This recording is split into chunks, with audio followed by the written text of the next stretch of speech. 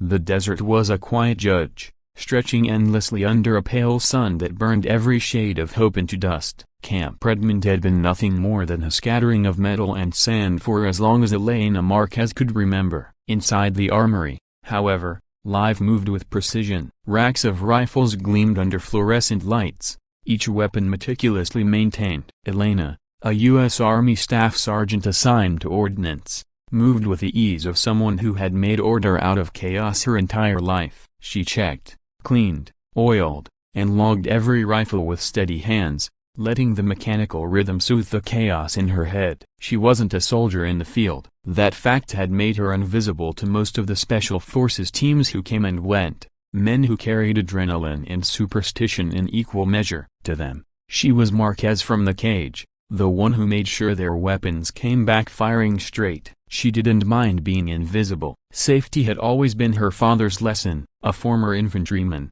he'd returned from Iraq with a limp, and a temper that made Elena vow she would serve differently. She had learned ballistics, rifle maintenance, and precision without ever wanting to see the battlefield directly. The heavy heat pressed against the armory doors when the first boots approached. Two men entered, dust-coated and tense, yet carrying the casual confidence of those who had faced death and survived. One was Master Sergeant Drew Keller, a veteran sniper with Alpha Team. His beard, flecked with sand, framed a face hardened by countless operations. The other, Sergeant Holt, younger and eager, carried the look of someone still learning the fine balance between bravado and discipline. "Afternoon, Staff Sergeant," Keller said, dropping a worn rifle case onto her counter. "She's due for cleaning." Elena unclipped the latches and revealed the M2010 enhanced sniper rifle inside. "Looks like 600 rounds since last service," she said,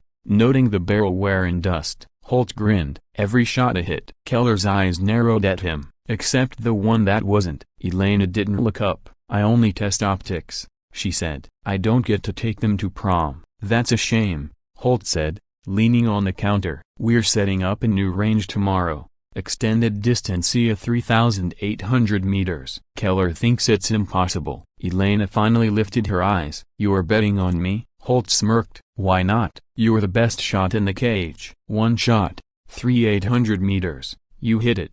I'll scrub every weapon you've got for a week." Keller shook his head. "She's not here for entertainment, Holt." Elena felt a pulse she hadn't felt in months. "What's the wind like?" Keller studied her. "Quartering, unpredictable." "You'll be chasing ghosts." "Maybe it's worth chasing," she said softly. Holt blinked. "So that's a yes." Elena shrugged. "You bring the rifle. I'll bring the coffee." At dawn the next day, they rolled across the desert in Humvees, the sun rising over an endless horizon. The range was set on a plateau above the valley, steel targets glimmering faintly like distant stars. The farthest target, nearly 4 kilometers away, seemed to float in the heat shimmer. Keller set up the M2010 on a bipod with meticulous care. Elena approached, her armory bag slung over her shoulder, and the soldiers exchanged quick, surprised glances. "She serious?" someone muttered. "Dead serious," Holt answered. Elena went prone, the stock warm from the sun, the cheek pad molding against her face. She adjusted the bipod and checked the bubble level. The target, tiny and shimmering, demanded patience and calm. Her thumb rested on the trigger as she calculated wind speed, elevation, and mirage distortion. "Ready," she said. Holt crouched behind the spotting scope. "Showtime, Ordnance Angel." The first shot broke with a soft crack that rolled across the plateau. For 3 seconds there was nothing, then a faint ping echoed back. The edge of the steel target had been struck. Holt's jaw dropped. "That's a hit." The second shot, deliberate and precise, struck center mass. Keller's lips twitched, a ghost of a smile crossing his face. "You just rewrote the bragging rights for half the space," he said. Elena exhaled slowly. "Lucky wind," she said. "Luck doesn't repeat," Keller corrected, his voice even. They laughed quietly at the range, sharing a moment of improbable triumph. That evening, in the mess tent, Elena sat across from Keller. Plastic trays, flickering bulbs, and warm rations created a fragile sense of peace. "You were right about the wind," she admitted softly. Keller only nodded. "You read it better than half my team." It was a fleeting victory, a brief flicker of life before the reality of their work returned. A week later, Alpha Team went on a high-risk operation. Elena watched them prep from the armory window. Keller arrived last, checking gear with mechanical precision. She noticed immediately that Holt wasn't with him. "They didn't make it," Keller said quietly when he noticed her concern. "Took a round while spotting for me. Nothing we could do." Elena's chest tightened. "I'm sorry." "Don't be," he said. "He did his job well. Thanks to what you taught him." The loss was a weight she would carry, a silent reminder that even success had its price.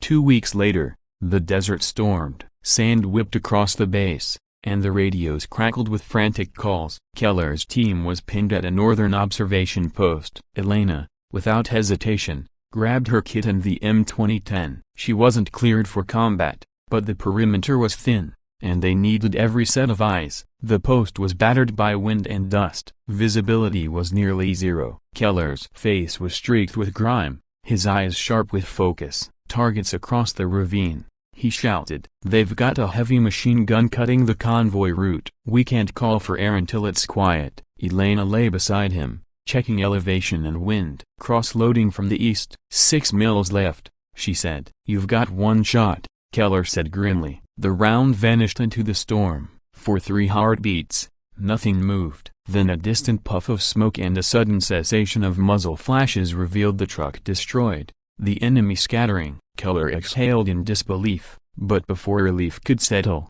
a call came over the radio. Friendly vehicles were caught in debris from a small landslide caused by the blast. They scrambled to rescue them, and Elena realized that even perfection carried unintended consequences. By dawn, the battlefield had quieted. Medics evacuated the wounded, and Elena watched as Keller stood quietly, the weight of responsibility heavy on his shoulders. "You saved lives tonight," he said softly. "And lost some too," she replied, voice barely audible. "That's the cost," he said. "Not yours alone, but ours all."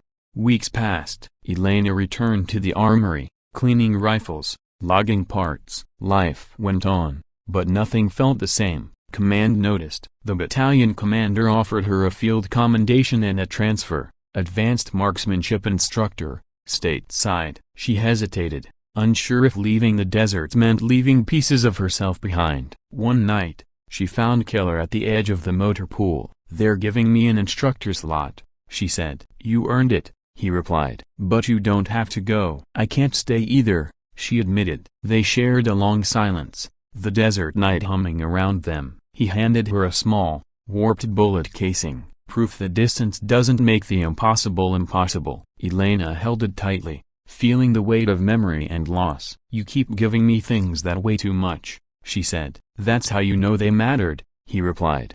Back in the U.S., Elena adapted to civilian ranges, teaching young soldiers the art of long-range shooting. She carried Holt's dog tag tucked over her heart, a reminder that every shot had consequences beyond the target. During the sniper qualification demo, she recreated the 3,800-meter shot for trainees. The bullet struck the distant steel plate perfectly, eliciting awe from the crowd. She simply smiled. "Remember," she told the soldiers, "the bullet doesn't know who you are. It only knows what you believe when you pull the trigger." Later, alone, she returned to the plate, placing the spent casing and Holt's dog tag at its base. She whispered his name into the desert wind. Though the shot had been hers, the legacy belonged to those lost and remembered, to the cost of every long-distance decision made in life and war. She stood, looking toward the horizon. Somewhere, others were still fighting, still aiming, still learning, and she would teach them, quietly, that distance doesn't make you safe. It just gives you time to remember what matters.